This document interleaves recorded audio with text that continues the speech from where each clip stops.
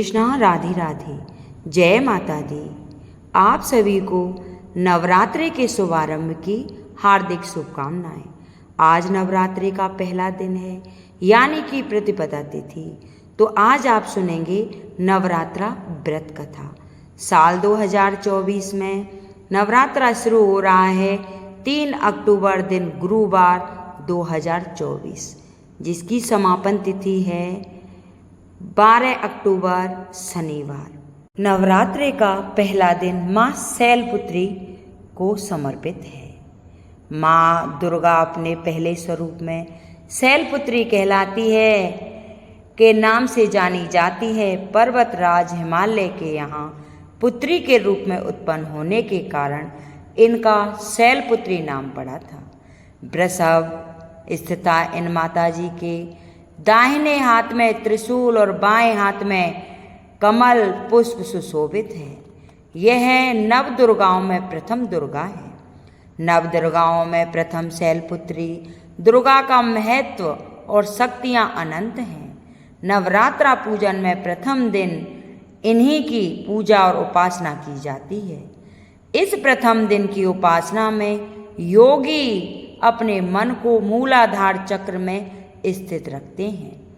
यहीं से उनकी योग साधना का प्रारंभ होता है।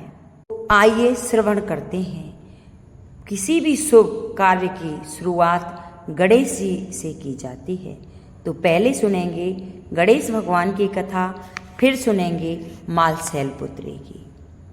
तो एक समय की बात थी कि एक बुढ़िया माई और उसकी बहू बेटा रहते थे। बुढ़िया माई अत्यंत गरीब थी और आंखों से उसे दिखता भी नहीं था, लेकिन वह गणेश भगवान की पूजा अर्चना किया करती थी। उसे पूजा करते करते काफ़ी समय व्यतीत हो गया, लेकिन उसे कोई शुभ फल की प्राप्ति नहीं हुई। एक दिन गणेश भगवान ने सोचा कि ये बुढ़िया माई मेरी कितनी सेवा अर्चना करती है, क्यों ना इसकी भक्ति का परिणाम दे दें। गणेश भगवान उस बुढ़िया माई के स्वप्न में आते हैं और कहते हैं, अरे बुढ़िया माई सोती है या जगती है? बुढ़िया माई कहती है, सोती ना जगती कहो क्या है, कि आज मैं तुझे वरदान देने आया हूँ, मांग ले। बुढ़िया माई कहती है, मैं कैसे मांगूँ, मुझे तो मांगना ही नहीं आता। कि अपने बहू बेटों से पूछ लेना, जो तुझे चाहिए वही मांग ले। बुढ़िया माई कहती है, मैं अपने बहू बेटों से पूछ लूँगी तब बताऊँगी, क्योंकि मुझे तो मांगना नहीं आता। अब सुबह होता है। बुढ़िया माई अपने बेटे के पास जाती है और उससे कहती है, अरे बेटा, रात को सपने में गणेश जी आए थे और कह रहे थे कुछ मांग ले, तो क्या मांगूं?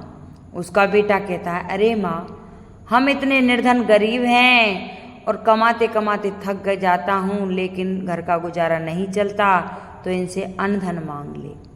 बुढ़िया माई वहाँ से चली आती है। फिर वह बहू के पास जाती है, कह रही, बहू, रात को सपने में गणेश जी आए थे और वो कह रहे थे कि कुछ मांग ले, क्या मांगूं? बहू कहती है, अरे माँ, एक पोता मांग ले, जिससे घर का चिराग वंश बढ़ेगा, चिराग हो जाएगा और आपको खेलने के लिए नाती मिल जाएगा। बुढ़िया माई सोचती है, बहू बेटा दोनों अपने बारे में सोच रहे हैं, क्यों ना किसी और से सलाह ली जाए। बुढ़िया माई फिर पड़ोसन के पास जाती है और उससे कहती है, अरे बहन, एक बात का समाधान कर दे। वह कहती है, क्या बात है? कि गणेश भगवान मेरे सपने में आते हैं और कहते हैं, बुढ़िया माई कुछ मांग ले, क्या मांगूं? बहू बेटा से कहा था, बेटा धन की कहता है और बहू बेटे की कहती है, क्या करूं? पड़ोसन कहती है, अरे तू सबकी चिंता छोड़ और पता नहीं कितने दिन की जिंदगी है, इससे तू अच्छी हो जाएगी, अपनी कंचन सी काया मांग ले। वहाँ से चली आती है और मन में विचार करती है, बहू की ना मानूं तो बहू की बुरी, बेटे के ना मानी तो बेटे की बुरी, अब क्या करूं? फिर गणेश भगवान आते हैं और फिर कहते हैं, ए बुढ़िया माई कुछ मांग ले। तो बुढ़िया माई कहती है कि हाँ, आज मैं मांगूंगी। सोने के पलना में चांदी के कटोरे में दूध पीता हुआ अपने पोते को देखूं, क्योंकि सबकी ख्वाहिश पूरी हो गई। धन भी मांग लिया, पोता भी मांग लिया। अब तो गणेश भगवान कहते हैं, बुढ़िया माई, तू तो कहती थी कुछ नहीं ना आता, लेकिन तूने तो सब कुछ मांग लिया, मुझे ही ठग लिया। बुढ़िया माई से तथास्तु कह के गणेश जी भगवान वहाँ से चले जाते हैं। अब तो बुढ़िया माई की आंखें ठीक हो जाती हैं, घर में धन दौलत आ जाती है, नाती पोता हो जाते हैं। हे गणेश भगवान, जैसे आपने उस बुढ़िया माई की इच्छा पूर्ण की, उन्हें दर्शन दिए, वैसे ही जो मेरी कथा सुने, हुंकारा भरे, उनकी सभी मनोकामना पूर्ण करना। बोलो गणेश भगवान की जय, बोलो शैलपुत्री माता की जय। तो आज श्रवण करेंगे पहला अध्याय, भगवती की महिमा व मधुकैटभ वध। महर्षि मार्कंडेय जी बोले, भगवान सूर्य के पुत्र सावर्णी की उत्पत्ति की कथा को मैं विस्तार से कहता हूँ, आप ध्यान से सुनिए। प्राचीन काल में स्वराचित मनमंतर के चैत्रवंशी राजा सूरत पृथ्वी के चक्रवर्ती राजा हुए। यवन राजाओं से राजा सूरत की शत्रुता हो गई। दुष्ट दलन राजा सूरत से उसका भयंकर युद्ध हुआ और थोड़ी सेना होने के कारण यवन राजाओं ने सूरत को हरा दिया। तदनंतर राजा अपने नगर में आकर राज्य करने लगा, तो भी अन्य शत्रु राजाओं ने राजा सूरत पर चढ़ाई कर दी और नगर में भी दुराचारी मंत्रियों ने राजा को कोष, सैन्य तथा समस्त वस्तुएं छीन ली। तब राजा हार कर अकेला ही घोड़े पर सवार होकर शिकार खेलने के बहाने घोर जंगल में चला गया। वहां उन्होंने महर्षि मेघा का सुंदर आश्रम देखा, जो हिंसक, सिंह आदि पशुओं तथा शिष्यों और मुनियों से सुशोभित था। वहां बैठे हुए महर्षि मेघा को राजा सूरत नमस्कार किया और कुछ काल के बाद फिर वह अपने राज्य तथा प्रजा की चिंता में विचरने लगा कि जिस राज्य को मेरे पूर्वजों ने भली भांति चलाया और प्रजा का पालन किया, वह आज मुझसे दूर चला गया। वे दुष्ट मंत्री राज्य का पालन धर्म नीति के अनुसार कर रहे होंगे या नहीं। जो आज्ञाकारी नौकर नित्य प्रशंसा से सौंध होते थे, कुछ समय पश्चात भोजन प्राप्त करते थे, अब उन दुष्ट राजाओं के आश्रय में रहकर कष्ट पाते होंगे। कुछ समय पश्चात एक दिन आश्रम के समीप एक वैश्य को आते देखा, तो राजा ने उससे पूछा कि अरे भाई, तुम कौन हो और यहाँ क्यों आए हो?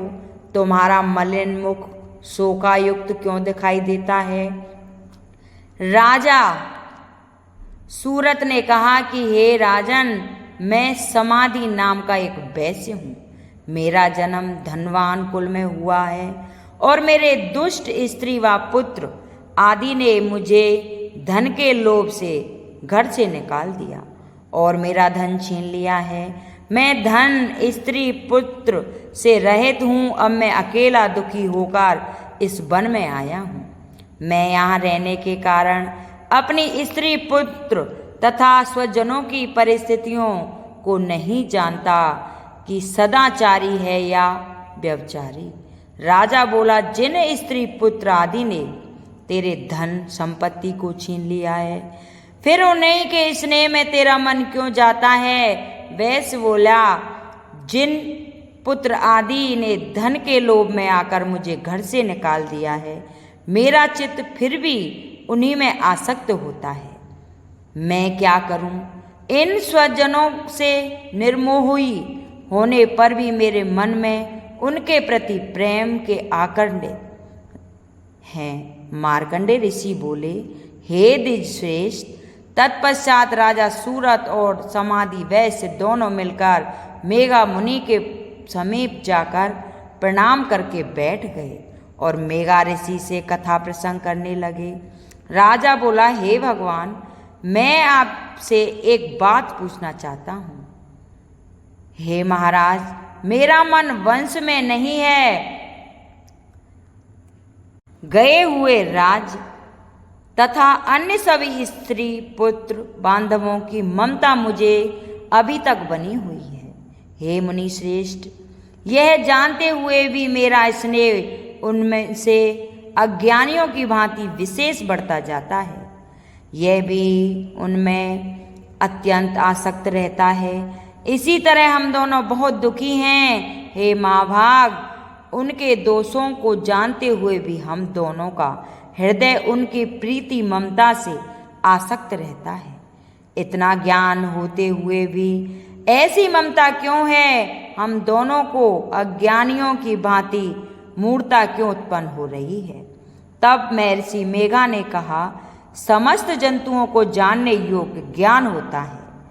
महाभाग, सभी प्राणी पृथक पृथक होते हैं। कोई दिन में नहीं देखता तो कोई रात्रि में नहीं देखता, और कोई दिन और रात्रि में समान दृष्टि से देखता है।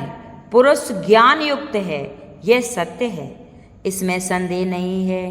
केवल इनमें ही नहीं, सभी पशु पक्षी मृग आदि में भी मनुष्य की भांति ज्ञान होता है। यह स्थूल ज्ञान होता है। जैसे मनुष्यों में अहंकार आदि की इच्छा उत्पन्न होती है, वैसे ही पशु पक्षी आदि में आहार विहार निद्रा में मैथुन आदि की इच्छा उत्पन्न होती है। ज्ञान होने पर भी पक्षियों को तो देखो भूखे होने पर भी ममता बस अपने बच्चों को चोंच में स्नेह से चुग्गा देकर प्रसन्न होते हैं। हे राजन, मनुष्य भी अपने पुत्र पौत्रों से इसी भांति बर्ताव करते हैं। वह पालन पोषण वे करेंगे। क्या तुम यह नहीं देखते हैं कि पुत्र आदि उनका भरण पोषण ना भी करें तो भी माता पिता तो करते ही हैं, क्योंकि विश्व की स्थिति को देखने वाली महामाया के प्रभाव से मोह के गड्ढे में डाल दिए गए हैं। इसमें कोई आश्चर्य की बात नहीं है, क्योंकि यह भगवान विष्णु की योग निद्रा है, जिससे संसार मोहित रहता है। यही भगवान की महामाया है। वह भगवती देवी बड़े बड़े ज्ञानियों के चित्त को जबरदस्ती खींचकर मोह में डाल देती है। इस देवी ने ही चराचर विश्व को उत्पन्न किया है, और यह देवी प्रसन्न होकर भक्तों को वरदान देती है, जिससे मुक्ति मिलती है। वही मुक्ति ही परम हेतु सनातनी ब्रह्म स्वरूपा विद्या है। यह भगवती देवताओं के कार्य सिद्धि के लिए उत्पन्न होती है और अजम्बा होकर भी उत्पन्न कहलाती है। जब भगवान विष्णु विश्व को त्याग अनंत में जल ही जल करके योग निद्रा में शेष शैया पर शयन कर रहे थे, उस समय विख्यात मधु और केटव नाम के दो घोर असुर भगवान विष्णु के कान की मैल से पैदा होकर ब्रह्मा जी को मारने को तैयार हुए। ब्रह्मा जी विष्णु भगवान के नाभि कमल पर स्थित थे। उन दोनों भयंकर असुरों को मारने को आते देखकर ओस भगवान विष्णु को सोता हुआ देखकर ब्रह्मा जी योग निद्रा की प्रसन्नता एकाग्रह में स्तुति करने लगे, जिससे कि भगवान विष्णु के नेत्रों से भगवती योगमाया अपना प्रभाव हटा ले और भगवान जाग पड़े। वह योग माया विशेश्वरी जगदम्बा स्थित एवं संहार करने वाली भगवान विष्णु की अतुल तेज वाली निद्रा स्वरूपा अनुपम शक्ति है। ब्रह्मा जी बोले, हे महामाये, तुम स्वहा देवताओं को पालने वाली हो, तुम स्वदा हो, पितृेश्वरों को पोषण करने वाली हो, तुम ही वट सटकार स्वाहा इंद्र को यज्ञ का हिस्सा पहुंचाने वाली हो, अमृत भी तुम ही हो, अक्षरों में स्वर तुम ही हो, नित्य आद मात्रा व्यंजन भी तुम ही हो। हे देवी, तुम ही संध्या सावित्री और संसार की जननी हो। और हे मातेश्वरी, विश्व को उत्पन्न पालन और संहार करने वाली आप ही हो। महाविद्या महादेवी महासुरी हो, आप ही हो। समस्त चराचर के तीनों गुणों सत्व रज तम को उत्पन्न करने वाली प्रकृति हो, आप ही हो। काल रात्रि हो आप, खंड त्रिशूल घोर गदा चक्र शंख धनुष बाण प्रकृष्टि परिधि आदि अस्त्र शस्त्रों को धारण करने वाली हो। हे देवी, आप ही सौम्यता हो तथा संसार में आप ही आदि सुंदर हो। पर तथा अपराओं में श्रेष्ठ आप ही हो, परमेश्वरी हो, जो इस विश्व की रचना और पालन संहार करते हैं। उन भगवान विष्णु को अपनी निद्रा के वश में से जगा दो। फिर भला बताइए कि कौन आपकी प्रार्थना करने में समर्थ है, जबकि आपने भगवान विष्णु ईशान शंकर तथा मुझसे यह शरीर ग्रहण कर लिया है। आप मोह लीजिए और विश्वपति भगवान विष्णु को जगाइए। इन दोनों महासुरों का संहार करने के लिए भगवान को बुद्धि दीजिए। तब ऋषि बोले, इस प्रकार जब ब्रह्मा जी ने मधु और कैटव असुरों के संहार के लिए तथा विष्णु भगवान को जगाने के लिए तामसी देवी की प्रार्थना की, तो उसी समय भगवान विष्णु के नैन मुख नाक भुजा हृदय और वात्सल्य से निकलकर व्यक्त योग माया उपस्थित हो गई और योग निद्रा से भगवान जाग गए। तदनंतर भगवान विष्णु ने उन पराक्रमी वीर्यवान मधु और कैटव असुरों को देखा, जिनकी ब्रह्मा जी को खाने के लिए आंखें लाल हो रही थी। तब भगवान विष्णु ने शेषैया से उठकर उन असुरों से 5000 वर्ष तक बाहु युद्ध किया। अति बलशाली महाउन्मत्त दोनों असुरों को महामाया ने मोहित कर रखा था। अतः दुष्ट ने भगवान से कहा कि आप हमसे वरदान मांगो। भगवान ने कहा, यदि तुम हम पर प्रसन्न हो तो मेरे हाथों तुम्हारी मृत्यु हो। मैं तो केवल यही वरदान चाहता हूँ। ऋषि ने कहा, इस भक्ति जब भगवान ने उनसे वरदान ले लिया तो वे भगवान से कहने लगे कि हमें सर्वत्र जल ही जल दिखाई देता है, इसलिए भगवान हमारा वध उस स्थान पर कीजिए जिस जगह पर पानी ना हो। ऋषि मेघा ने कहा, तब भगवान विष्णु ने शंख चक्र और गदा धारण किए और उनसे तथास्तु कहा और दोनों के सिर अपनी जंघा पर रखकर चक्रम से काट दिए। इस प्रकार यह महामाया देवी श्री ब्रह्मा जी की प्रार्थना करने पर स्वयं उत्पन्न हुई है। हे राजन, मैं अब इसके प्रभाव को बताता हूँ, आप ध्यान से सुनो। अब सुनेंगे देवी जी का प्रादुर्भाव व महिषासुर की सेना का वध। तब ऋषि बोले, प्राचीन काल में देवी देवता तथा दैत्यों में पूरे 100 वर्ष तक युद्ध होता रहा। उस समय दैत्यों का स्वामी महिषासुर था एवं देवताओं का इंद्र था।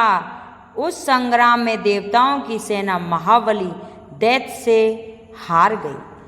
तब सभी देवताओं को जीतकर महिषासुर इंद्र बन बैठा। तब हाहाकार सभी देवता ब्रह्मा जी की अग्राणी में बहाकर वहां गए। विष्णु तथा शंकर विराजमान थे। वहां पर देवताओं ने महिषासुर के सभी उपद्रव एवं अपने प्रभाव आदि का पूरा वृतांत कह सुनाया। उन्होंने कहा कि महिषासुर ने तो सूर्य अग्नि पवन चंद्रमा यम तथा वरुण आदि सभी देवताओं के अधिकार छीन लिए हैं। स्वयं ही सबका आदिष्टाता बन गया है। उसने सभी देवताओं को स्वर्ग से निकाल दिया है। महिषासुर महादुरात्मा है, उसके वध का कोई उपाय कीजिए। इस प्रकार मधुसूदन तथा महादेवी जी ने देवताओं के वचन सुने तो क्रोध से उनकी भौएं तन गईं। तब भगवान विष्णु के मुख से एक महान तेज प्रकट हुआ। इसी प्रकार ब्रह्मा तथा शंकर के मुख से भी तेज प्रकट हुआ। दूसरे इंद्र आदि देवताओं के शरीर से भी महान तेज प्रकट हुआ। सभी तेज मिलकर एक हो गए। वह तेज पुंज इतना उग्र था जैसे कि जलता हुआ पहाड़ हो। देवताओं ने देखा कि उसकी ज्वालाएं सभी दिशाओं में फैल रही हैं। जब वह एक हुआ तो नारी के रूप में आ गया। महादेव जी के तेज से उसका मुख प्रकट हुआ, यम के तेज से उसके केस हुए, विष्णु के तेज से उस देवी की भुजाएं प्रकट हुईं, चंद्रमा से दोनों स्त्र, इंद्र के तेज से उसकी कटी प्रदेश, वरुण के तेज से जंगावा वरुस्थल, पृथ्वी के तेज से नितंबों का प्रादुर्भाव हुआ, ब्रह्मा के तेज से दोनों चरण, सूर्य के तेज से चरणों की बनी उंगलियां, वसुओं के तेज से हाथी की उंगलियां, कुबेर के तेज से नासिका और आविर्भाव हुआ। उसके दांत प्रजापति के तेज से दोनों कान उत्पन्न हुए। इसी प्रकार समस्त देवताओं के तेज द्वारा भगवती का प्रादुर्भाव हुआ। इस प्रकार सभी देवताओं के तेज पुंज से प्रकट हुई देवी जी को देखकर महिषासुर से पीड़ित समस्त देवता प्रसन्न हुए। महादेवी का अपने त्रिशूल से शूल निकाल कर दे दिया। श्री विष्णु भगवान जी अपना सुदर्शन चक्र प्रकट करते दे दिया। वरुण ने शंख तथा अग्नि ने उसे शक्ति दी।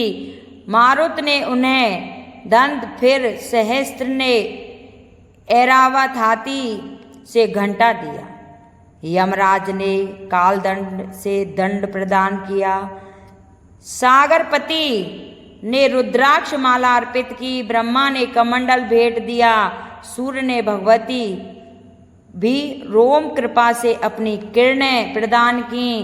काल ने तलवार और उन्तम ने ढाल अर्पण की।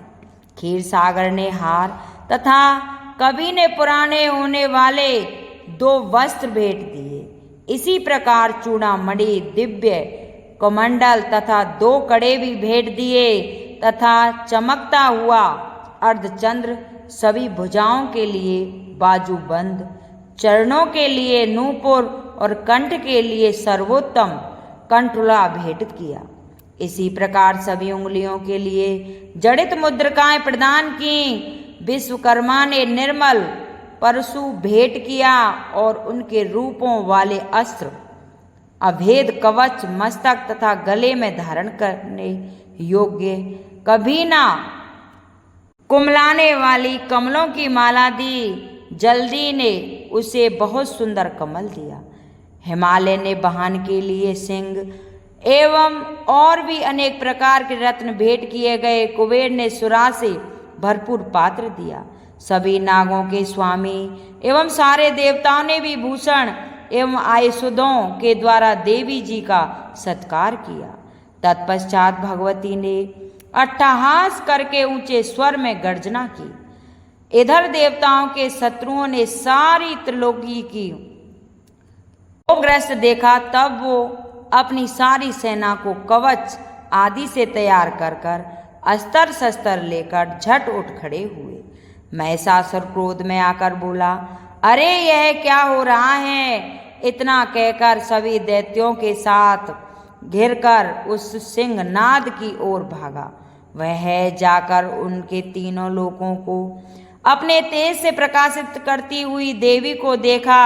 उस देवी के चरणों के भार से पृथ्वी दबी जा रही थी। माथे के किरीटी भुक्टी से आकाश पर रेखाएं पड़ती जा रही थीं। उनके धनुष की कटार से 7 पाताल क्षोभग्रस्त थे। हजारों भुजाओं से भी सभी दिशाओं को ढककर देवी खड़ी हुई थी।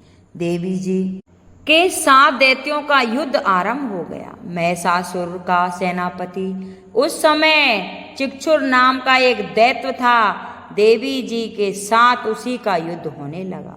इसी प्रकार अन्य दैत्यों को यथा चुरांगिनी सेना को साथ लेकर चामर भी युद्ध होने लगा। 60,000 रथियों को साथ लेकर उद्ग्रह महादैत्य भी युद्ध में प्रवृत्त हो गया। महाहनु दैत्य 5 करोड़ रथों के साथ युद्ध में आ गया। 60 लाख रथियों से आवृत बाष्कल दैत्य युद्ध में उतर आया।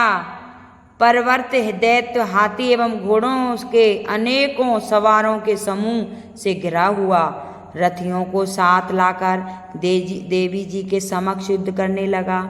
उस रणगान में स्वयं महिषासुर भी रथों, हाथियों एवं अश्वों की सेनाओं से घिरा खड़ा था। तोमर, भिंदपाल, शक्ति, सूर, मूसल, परशु, पटसिका, खंक आदि शस्त्रों से युक्त में देवी जी के समक्ष युद्ध करने लगे। कुछ दैत्यों ने देवी जी पर शक्तियां छोड़ी एवं दूसरे ने पास फेंके। तब चंडिका देवी ने अस्त्र शस्त्रों की वर्षा करने लगी और उन्हें तोड़ डाला। इधर देवी जी का वाहन सिंह भी क्रोध में आ गया। अपने गर्दन के बाल हिलाता हुआ दैत्यों की सेना में इस प्रकार घूमने लगा जैसे कि वन में अग्नि फैलती जा रही हो। उस युद्ध में भूमि में युद्ध करती हुई अंबिका ने जितने श्वास छोड़े वे ही झटपट सैकड़ों हजारों गणों के रूप में परिणित हो गए। प्रकट होकर उन गणों ने खग, बिंदवालु, परशु, पटसित आदि अस्त्रों से युद्ध प्रारंभ कर दिया। देवी जी की शक्ति से वृद्ध पाकर वे गण दैत्यों का नाश करने लगे। तब देवी जी ने त्रिशूल, गदा और शक्तियों की वर्षा से तलवार आदि शस्त्रों से सैकड़ों महान असुर मार डाले और दूसरे कितने ही दैत्यों को घंटा से भय प्रदान कर से मूर्छित करके मार कर गिरा दिया। मरे हुए दैत्यों को पास से बांधकर पृथ्वी पर घसीट डाला। कितने ही दैत्यों की भुजाएं कट गईं, कितने की ग्रीवाएं छिन्न भिन्न हो गईं। कई दैत्य के सिर कट गए, कुछ मध्य से विदीर्ण हो गए। कुछ दैत्यों की जंघाएं कट गईं व पृथ्वी पर गिर गए। कुछ एक दैत्य को तो एक भुजा, एक आंख और एक पांव वाला करके 2 टुकड़े कर डाले। मार मार कर गिराए हुए रथी, हाथी, घोड़े एवं असुरों की लाशों के द्वारा जहां महायुद्ध हो रहा था वहां की पृथ्वी इस प्रकार भर गई कि वहां पर आना जाना कठिन हो गया। वहां सेना एवं असुरों के रुधिर बहने से रुधिर की बड़ी बड़ी नदियां बहने लगी। जगदम्बा जी ने एक क्षण में ही दैत्यों की महती सेना का इस प्रकार नाश कर दिया जैसे कि लकड़ियों के बड़े ढेर को अग्नि जला देती है। देवी का वाहन सिंह अपने बालों को झटकाता हुआ बड़ी गर्जना करता हुआ दैत्यों के शरीर से मानो प्राणों की चुन रहा हो, इस प्रकार घूमने लगा। देवी जी के उन गणों ने महाअसुरों के साथ बड़ा युद्ध किया जिसमें देवता प्रसन्न होकर आकाश में पुष्प की वर्षा करने लगे। ये तो था नवरात्रा व्रत की कथा का पहला अध्याय। दूसरे अध्याय में फिर आपके सामने प्रस्तुत होंगे महिषासुर का वध में। ये कथा यहीं समाप्त होती है। हे माता रानी, जैसे आपने असुरों के कारज सवारे का नाश किया और देवताओं के कारज सवारे, वैसे ही जो भी ये कथा सुने उनकी सभी मनोकामना पूर्ण करना। अगर ये मेरी कथा किसी को अच्छी लगी हो तो इसे लाइक सब्सक्राइब जरूर करें और कमेंट बॉक्स में जय माता दी जरूर लिखें। बोल सच्चे दरबार की जय।